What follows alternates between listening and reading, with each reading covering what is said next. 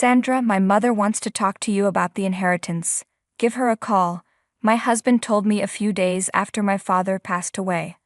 What? Why?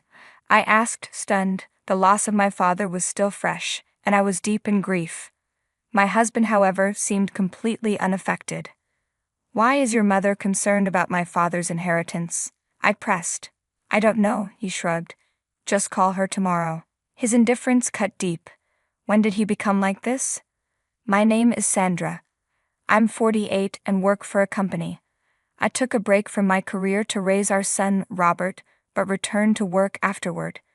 My husband, Aaron, is the same age as me, and we both work at the same company. We married young at 22 and had Robert the following year. Having spent half our lives together, we used to be close, but lately I've been noticing an unpleasant side of him. When Robert was 3, my husband suddenly announced, "I'm quitting my job." Why? I asked, alarmed. I don't like my boss, Aaron replied. I deserve a higher salary. Everyone else is leaving for better opportunities. I should too.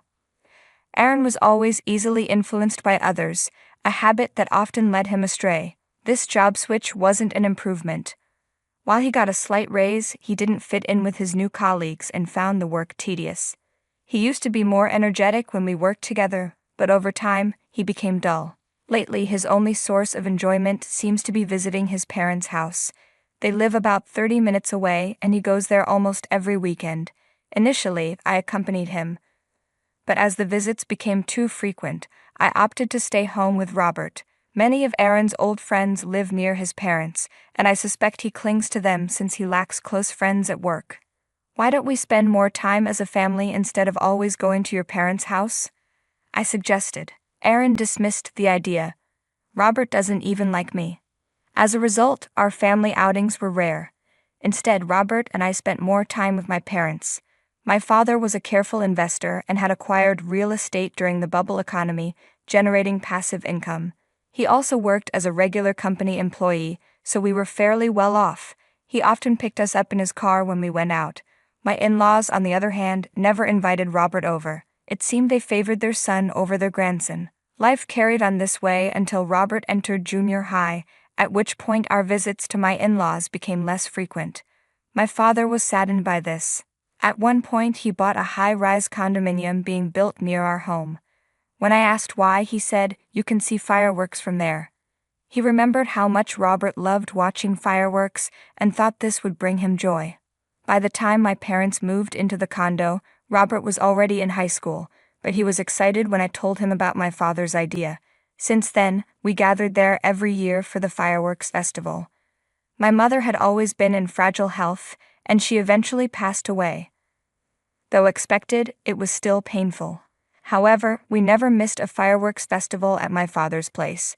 When Robert turned 20 and shared a drink with my father at the festival, my father was overjoyed. Aaron, on the other hand, only visited once. The next time he saw my father was at my mother's funeral. My husband remains easily influenced. If someone at work mentions cleaning their house, he suddenly starts tidying up. If someone talks about taking their kids somewhere, he suddenly wants to do the same, though he rarely follows through. I never thought he was a bad person, he just lacked initiative. I accepted this because our life was still comfortable, but everything changed. My father collapsed at work and passed away. His colleagues called an ambulance, but he didn't make it. The doctors said it was an acute myocardial infarction. If he had been alone at home, he might not have been found for days. Perhaps it was better this way. Aaron and Robert arrived at the hospital, but they were too late. We held the funeral still in mourning. Then, someone unexpected approached me. "Sandra, how are you holding up?" It was my mother-in-law. We weren't particularly close, so I assumed she was expressing concern. Instead, she said, "That high-rise condo is in a prime redevelopment area. You could get a good price if you sell now." I was stunned. "At least you don't have to worry about money," she added. I hadn't even thought about the inheritance yet, but here they were, already discussing it. I swallowed my frustration and said, "I'll take my time deciding." Then, I asked them to leave. Later, Aaron asked, "Is it true the condo could sell for a high price?" I remembered my father mentioning the redevelopment plans, but hearing Aaron ask about it now irritated me. A few days later, Aaron repeated, "My mom wants to talk to you about the inheritance." "Why is she involved in this?" I asked, exasperated. "I don't know, just call her." My patience wore thin. The next day, I avoided calling her, but she called me instead. "You're selling the condo, right? I can introduce you to a real estate agent," she said. "I never said I was selling it," I replied. "You should act quickly. Let me know, I'll help you." Then she hung up. That evening, I told Aaron about the conversation. "Do you plan to live there?" he asked. "It's not very convenient," I admitted. "Maybe selling is the best option." I was still weighing my choices. But my mother-in-law wouldn't stop. She kept pressing about the sale, even suggesting real estate agents. Finally, I told her, "I have friends in real estate. I'll handle it. This is my decision." "We're family, you can rely on us," she insisted, now calling frequently despite never doing so before. I eventually consulted a trusted real estate agent and decided to sell. When I informed Aaron and his mother, her calls finally stopped. I felt relieved. 3 months later, a buyer was found. The price was even higher than I had expected. That evening, Aaron came home and casually asked, "So, how much did it sell for?" Caught off guard, I lied, "It hasn't sold yet. No offers so far." The next day, the doorbell rang. When I opened it, my in-laws stood there. "Aaron, your parents are here," I called out, confused. Aaron welcomed them inside. Then, without a word, my mother-in-law handed me a piece of paper. When I glanced down at the document in my hands, I realized with shock that it was divorce papers. "Ha," I murmured, utterly confused. With a sharp tone, my mother-in-law said, "Sandra, how long do you plan to depend on Aaron? He's been coming home frequently because he feels suffocated living with you." There were so many things wrong with what she said that I didn't even know where to begin. I turned to my husband and asked, "Is this really how you feel?" He nodded, confirming my worst fears. I was baffled. We had never even discussed this before. Aaron continued, "If we divorce and split the money, we'll both be financially stable for a while, won't we?" His parents nodded in agreement, clearly in on this plan. My mind raced as I tried to process everything. A friend of mine, a real estate agent, had previously mentioned that the high-rise condominium we sold had brought in a substantial amount of money. It seemed Aaron had taken this information seriously and was considering it in his decision. I stared at them stunned. Who are these people? How could they do this to me? While I was still in shock, Aaron began filling out the divorce papers right in front of me. I couldn't believe it. He actually intended to go through with it. Did my in-laws want him to move back in with them, or did they just hate me? I wondered silently. They must have whispered things into Aaron's ear, convincing him this was a good idea.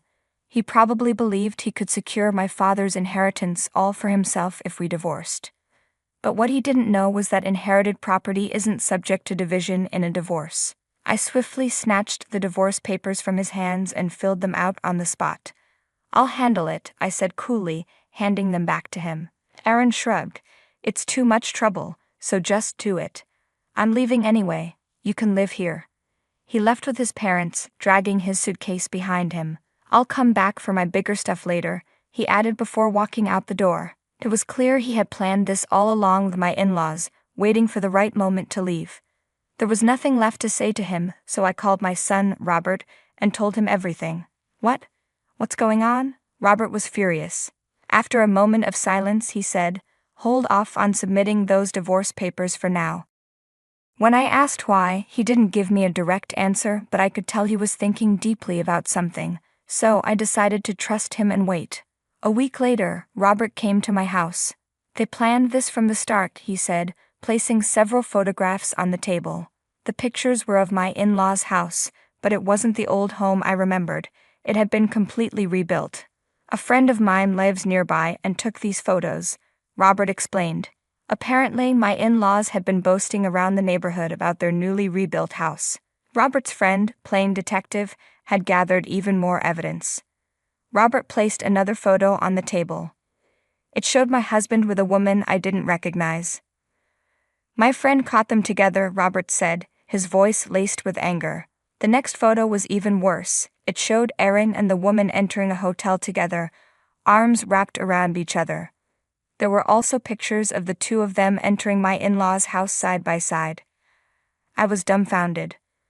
Was he cheating all this time? Did he visit his parents' house so often just to see her? I thought. And if they entered the house together, that meant my in-laws had knowingly approved of their affair. Robert provided more information. Dad's planning to marry her soon. That's why they rebuilt the house, he revealed. I was amazed at how much evidence Robert and his friend had gathered. With all this proof, I could demand compensation and move forward with the divorce on my own terms. Of course, I wasn't about to let Aaron get a single cent from the sale of my father's high-rise condominium. I decided to hire a lawyer. The following weekend, Aaron called. "Hey, why haven't you submitted the divorce papers yet?" he asked, his tone irritable. "Oh, I've been busy. Getting to City Hall isn't exactly my top priority," I said calmly. "Why are you in such a rush? Are you eager to remarry?" I added playfully, testing him. He immediately grew defensive. "What are you talking about? If you don't submit those papers soon, I'll get a lawyer to force the divorce," he snapped. I smirked. "That's fine. I've already consulted a lawyer myself."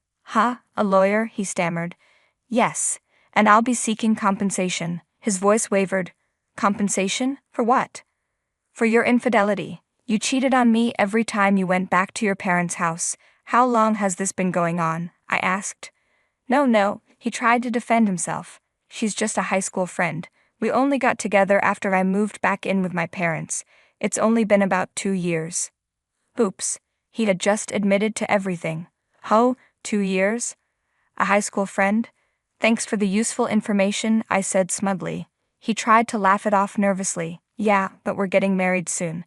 If you don't submit the divorce papers, it'll delay our plans. Both our families have already agreed." "You're talking a lot, but have you thought this through?" I asked, hearing his nervous chuckle. "Even if we get divorced, our assets will be split. The money from selling your father's condominium is a huge amount, even after division. Compensation won't be much," he claimed confidently. I sighed. "Did you use that money to rebuild your parents' house?" "Well, I took out a loan, but once we divide the assets, I can pay it off," he said, sounding hopeful. I shook my head in disbelief. "Aaron, inherited property isn't subject to division in a divorce." "What?" he blurted out. "Didn't you or your parents know that?" I asked, amused. "You really jumped the gun, rebuilding that house." Then, I checked the time. It was almost perfect. "By the way, Aaron, are you home now?" I asked casually. "Yeah, why?" he answered. "Well, I'll be there soon," I said, just as the intercom rang in the background. "Robert?" Aaron's surprised voice echoed through the phone. Robert had gone to see Aaron with my lawyer. In the end, I successfully claimed damages for his infidelity, and we got divorced. Later, I heard that the woman Aaron cheated with had been led to believe he was already divorced, so she sued him for marriage fraud. As for my in-laws, they had just finished rebuilding their house, only to have to put it up for sale. Aaron, meanwhile, hadn't quit his job, so he likely moved into company housing or back with his parents. At least he still had a roof over his head. I wished him luck. I used the money from selling my father's condominium to buy a well-located new home. Robert mentioned he and his girlfriend would visit me this summer because we could watch the fireworks together from there. Imagining my son's future wedding, I felt nothing but gratitude for how far we had come. Thanks for watching. See you again in the next video. Stay stunned.